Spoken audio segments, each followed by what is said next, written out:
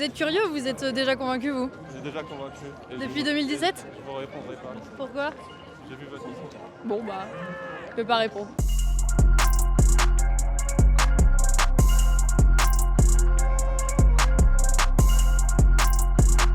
La team ambiance. Et c'est quoi vos slogans du soir? Président, j'espère. Ça va être 5 ans en pire. Pendant 5 ans, on va avoir à nouveau du Macron à fond, encore plus de restrictions des libertés.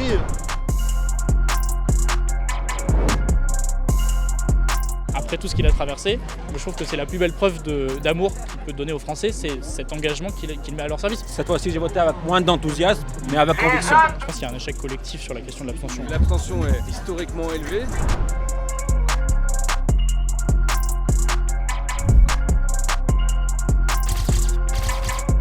Par exemple aussi, un SMIC à 1 400 €, pour moi aussi c'est du populisme. La classe moyenne qui trinque comme d'habitude. Passer l'hymne européen au début d'un meeting pour des élections présidentielles en France, je trouve ça limite. Destruction totale de nos institutions, la France vendue aux USA, la France démantelée.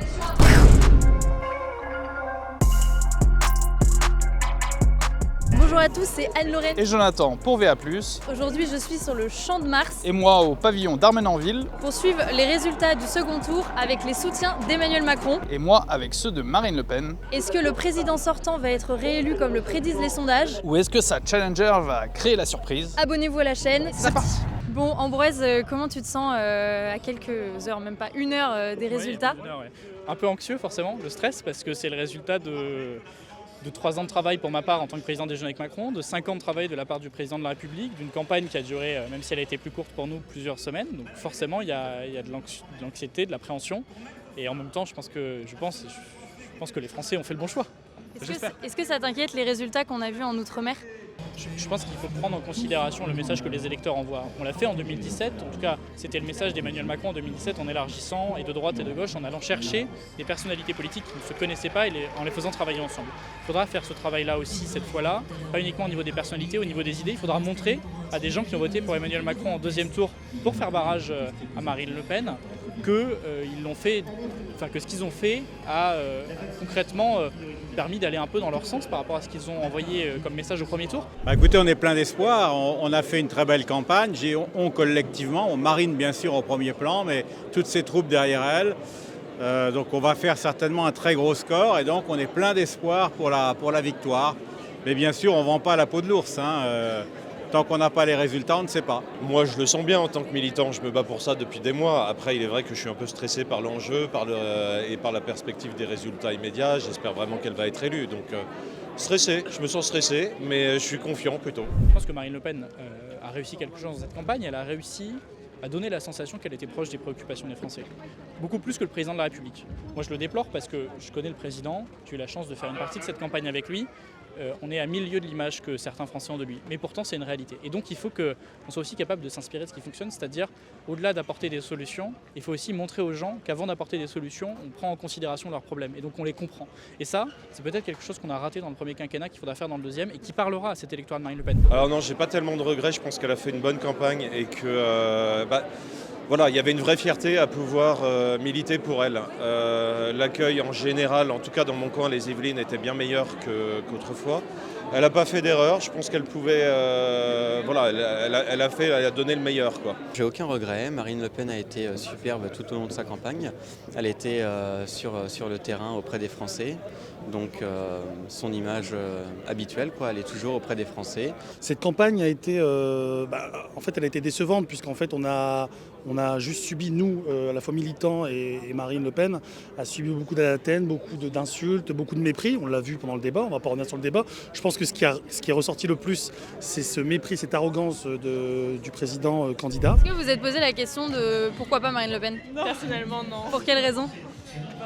Déjà, quand c'est extrême, moi ça me plaît pas trop. Et là, extrême droite, d'autant plus. Son programme ne colle pas avec mes valeurs. En Pologne, il y a justement l'extrême droite qui est au pouvoir. Tu penses que l'extrême droite de France est la même extrême droite que l'extrême droite polonaise? Non, je pense que l'extrême droite en Pologne, c'est quand même plus extrême, encore plus.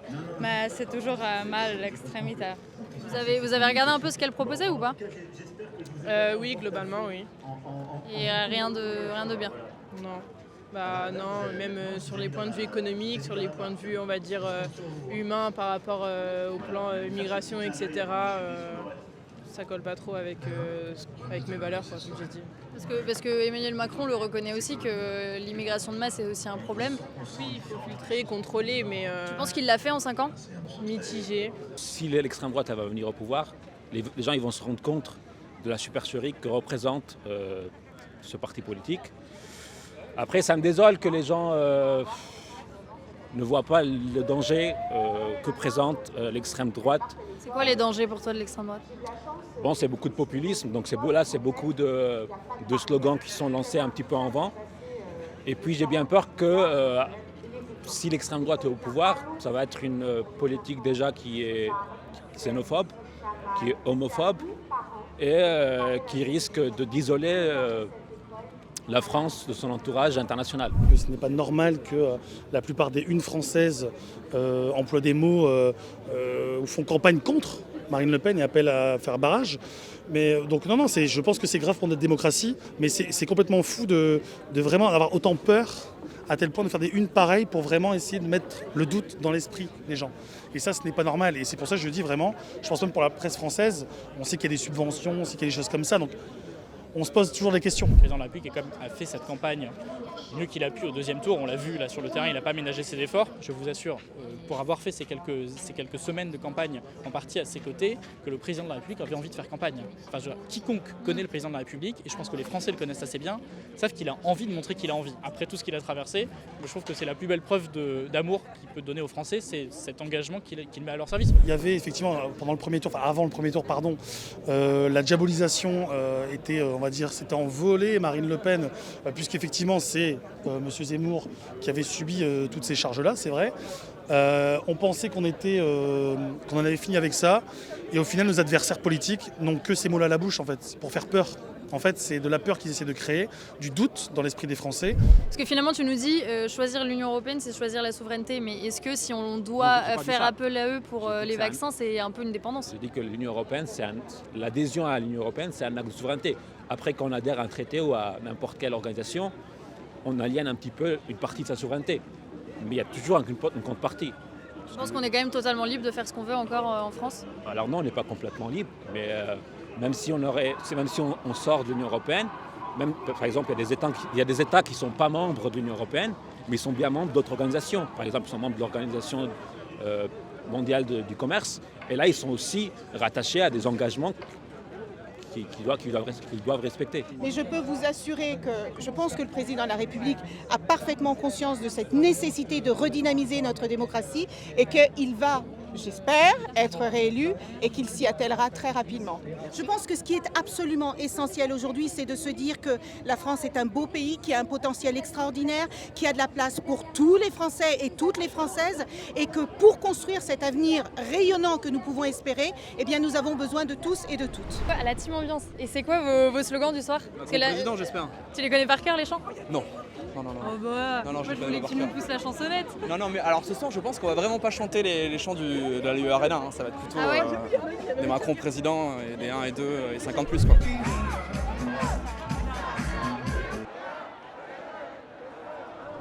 On est à quelques secondes du résultat, on va regarder ça maintenant. 2, 1... qui est réélu président de la République avec 58,2% des voix. Le président sort de la 5e République et une fois réélu en période de cohabitation. Marine Le Pen est donc battue. Vous entendez les huées là, les militants sont vraiment pas contents de ce résultat. 57,6% pour Emmanuel Macron. Et je suis avec une militante fraîchement adhérente du Rassemblement national. Je fais partie des patriotes de M. Philippot. Vous avez pris votre carte au RN, pas trop déçu ce soir? Non, mais j'ai collé des affiches avec un ami et tout. Moi, je suis très déçue, oui. Parce qu'encore 5 ans de Macron, c'est la mort, là.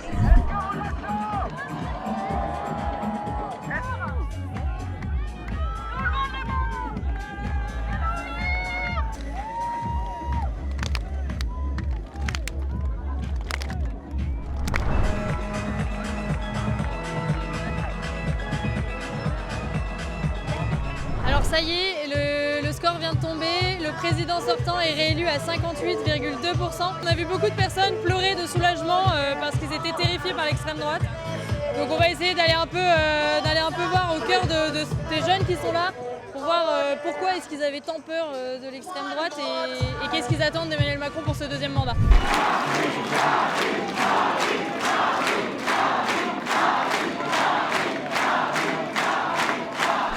Du coup, Marine Le Pen vient de prendre la parole. Elle a, semble-t-il, requinqué ses troupes malgré la défaite. Elle a notamment appelé à l'union de tous les patriotes pour les législatives. Donc on peut penser que le Rassemblement national fera des listes communes, notamment avec Reconquête. Le coup près est tombé, Marine Le Pen a perdu. Qu'est-ce que vous ressentez maintenant ?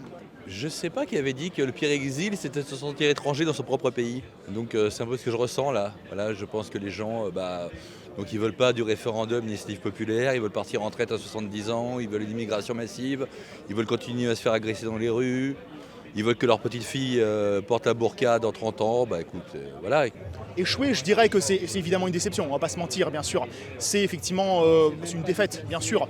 Mais après 42%, c'est quand même 8 points de plus que la dernière fois. Faut quand même pas l'oublier. On revient de loin, c'est un palier supplémentaire.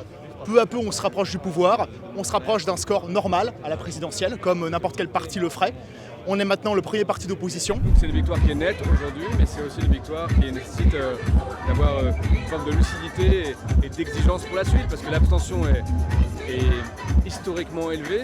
Certainement que ça démontre que les Français, en tout cas une fraction importante des Français, ne croient plus dans l'action, ou pas vraiment, ou plus vraiment dans la capacité pour la politique de changer leur vie et de la changer au quotidien et pour le meilleur. Donc c'est vrai que c'est un travail de ce point de vue-là de reconquête à mener. On n'est pas vraiment des supporters d'Emmanuel Macron, Okay. mais on est venu ici en tant que citoyen intéressé par la politique, par la chose publique. Et est-ce que vous n'êtes pas partisan d'Emmanuel Macron, mais plus partisan de Marine Le Pen ou aucun des deux ? On est plutôt partisan du camp national, on va dire. Je pense que ce quinquennat sera peut-être plus tourné vers la gauche que vers la droite. Personnellement, j'ai écouté son discours et c'est ce qui m'a paru. Passer l'hymne européen au début d'un meeting pour des élections présidentielles en France, je trouve ça limite. L'Union européenne ne sera jamais totalement unanime. Il faut regarder juste en Hongrie où on a quand même quelque chose qui se rapproche d'une dictature et qui est un pays dans l'Union européenne. Je considère ça dangereux. Tu penses que par rapport à l'Union européenne, parce que souvent l'Allemagne met le poing sur la table, tout le monde écoute, est-ce que tu penses que nous en France, on est encore capable de mettre le poing sur la table et de dire non en fait ça va pas se passer comme ça ? C'est nous qui avons la présidence de l'Union européenne en ce moment. Tu penses que ça va changer beaucoup de choses ? Je pense. J'espère. J'espère. Si Marine Le Pen aurait gagné aujourd'hui, pour moi la France ne serait plus la France, ça aurait été une faillite. Parce que aujourd'hui, les gens qui ont voté pour Macron, pas parce qu'ils aimaient Macron, mais juste pour barrer Marine Le Pen, c'est juste pour que, en gros, plus jamais l'extrême droite dirige la France. Quels sont les sujets qui font que l'extrême droite, plus que la droite, te fait peur ? Elle n'est pas très stable politiquement dans son programme, dans tout ce qu'elle dit. Tu penses qu'Emmanuel Macron, il n'a pas été yo-yo pendant 5 ans ? Quand on parlait du en même temps ? Il a été yo-yo, mais il est stable. C'est un des seuls candidats pro-européens ouvertement, quoi. Et vous, l'Europe, c'est hyper important. Ouais. Pour quelle raison ? Moi déjà, je parle plusieurs langues, j'ai fait un Erasmus. Si on quitte l'Union européenne, l'Erasmus, ça devient très compliqué, les étudiants, alors que c'est très important. Tu parlais d'Emmanuel Macron qui favorisait le Made in France tout à l'heure. Quand on voit Alstom, est-ce qu'il favorise vraiment le Made in France ou est-ce qu'il ne nous vend pas d'une certaine façon à certains concurrents américains pour l'heure et peut-être russes ou chinois plus tard ? Moi je pense pas, après c'est un niveau économique que je n'ai pas. Je peux comprendre que c'est pas évident, après je sais que d'un point de vue économique il faut voir si l'entreprise était encore viable ou non. Après je sais que Macron... qu'elle l'est encore parce que EDF s'apprête à la racheter mais beaucoup plus cher. Ouais, mais après je sais pas, je connais pas trop l'affaire. Quid de McKinsey ? Et si toi tu as un avis ? Je sais pas, moi je sais qu'il y a énormément d'entreprises, des gros américains justement qui sont en Europe, qui payent pas d'impôts en France parce qu'ils sont pas en France. Pour moi je pense que c'est justement quelque chose qui doit être réformé au niveau européen du moins, d'arrêter les paradis fiscaux à droite à gauche pour les entreprises, surtout les GAFA et autres. Mais après oui, dans tous les cas, je pense il y aura toujours des injustices d'un point de vue dans le monde capitaliste tant qu'on n'aura pas réformé au niveau international. De là, déjà, il faudrait qu'on arrive à gérer une Union européenne correcte Moi j'aimerais beaucoup qu'on ait une union internationale, mais ça fait quand même utopiste quoi. Qu'est-ce que ça annonce 50 plus de Macron selon vous? Ça annonce encore plus de casse sociale, encore plus de submersion migratoire, encore plus d'insécurité, encore plus de destruction de la famille, encore plus de Macron quoi. Pendant 5 ans, on va avoir à nouveau du Macron à fond, encore plus de restrictions des libertés. Mondialisation, la fin de la nation et une division sociale entre les vaccinés, les non vaccinés, les riches, les pauvres. Et la classe moyenne qui trinque comme d'habitude. Marine Le Pen n'a jamais été aussi haute et pourtant elle a encore échoué. Est-ce qu'il est temps qu'elle passe la main maintenant? Pour l'instant, elle reste notre chef. C'est elle qui va nous guider pour les législatives. C'est elle qui va tenter donc de briguer le poste de Premier ministre, parce que c'est toujours possible qu'elle soit Premier ministre d'Emmanuel Macron en période donc de cohabitation. C'est tout à fait possible. Et maintenant, il faut se battre pour ça. Voir pour l'instant, c'est l'horizon des législatives, avant de voir au-delà, dans 5 ans, etc. Qui a-t-il de me placer que Marine Le Pen? Marine Le Pen a placé les idées nationales à un niveau jamais atteint. Malgré la défaite, c'est quand même une demi-victoire dans le sens où 42% des gens ont quand même voté pour Marine Le Pen. C'est pas une défaite parce que malgré tout, notamment au niveau de l'outre-mer, Marine Le Pen est passée en tête. Donc c'est déjà un bon exemple. Et je dirais également que de toute façon, nous avons les législatives derrière, donc nous restons confiants. Je pense qu'elle a déjà fait un bien meilleur score qu'en 2017, donc il y a de l'espoir que dans 5 ans, elle fasse encore mieux. Je pense que c'est grâce à elle aussi qu'il y a un meilleur score du parti. Donc oui, j'espère qu'elle se représentera dans 5 ans. Est-ce qu'il faut saisir la main tendue de Reconquête au Rassemblement national? Alors pour l'instant, il n'est pas question d'alliance de partis. Pour l'instant, on verra ce que décidera Marine Le Pen, ce que décidera Jordan Bardella à ce propos. Qu'il soit de droite, de gauche, du centre, qui ne se revendique pas du spectre, ça va de Reconquête, ça va aux patriotes de France Insoumise, aux patriotes du PCF, aux patriotes des Républicains. Pour moi, il n'y a pas de bon et de mauvais ralliement. Ça veut dire qu'en fait, il faut qu'on crée une alternative à Emmanuel Macron, sinon c'est la casse sociale du pays pendant 5 ans. Sinon, ça va être rebelote comme avec les Gilets jaunes. On parle quand même d'un président qui a utilisé les LBD contre la population, qui sont, je rappelle, interdits en Suisse parce que considérés comme une arme de guerre. Donc à partir de là, il y a un problème, vraiment. Et oui, il faut que tous ceux qui ont le peuple français chevillé au corps, la nation française chevillée au corps, se rassemblent. Alors que ce soit Reconquête ou un autre, moi je suis pour qu'on tende la main à tout le monde. Donc oui, si Reconquête veut travailler avec nous, moi je suis pour qu'on travaille avec eux. Et si demain, il y a des gens de la France Insoumise, ou du PCF, ou n'importe où, qui veulent travailler avec nous, oui, qu'ils viennent. On a échangé, on a travaillé. Mais moi, la seule condition, c'est d'aimer la France et de voir se battre pour elle. Et je pense que c'est pas une histoire de droite ou de gauche, ça.